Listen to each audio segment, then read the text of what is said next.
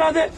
જો પોલીસ કચ્છમાં રહી શકતી હોય, પોતાના બાળકોને અહીંયા ભણાવી શકતી હોય, તો શિક્ષકોને ડોક્ટરોને કેમ ન રહી શકે અહીંયા આગળ? એટલે બહાનાબાજી છે। તમને ડોક્ટર ન આપવા, શિક્ષક ન આપવા માટે આ બહાનાબાજી છે। આ બધી બહાનાબાજીમાંથી નીકળવું પડશે।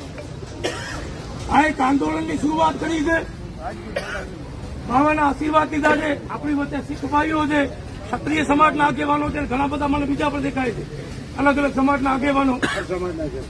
તમામ સમાજને વિનંતી છે કે કોઈ પણ સરકારી જે આપણે સગવડ મળવી જોઈએ નથી મળતી, એનામાં આંદોલન કરીએ ત્યારે જાતિ અને ધર્મને મહેરબાની કરી ન જોઈ, ત્યારે ન જોતા કે મુસ્લિમ સમાજમાંથી છે, દલિત સમાજમાંથી છે, ક્ષત્રિય સમાજમાંથી છે, શીખ સમાજમાંથી છે કે ગઢવી સમાજમાંથી છે, જે લડાઈ ઈમાનદારીથી લડે છે એનો સપોર્ટ જરૂર કરે।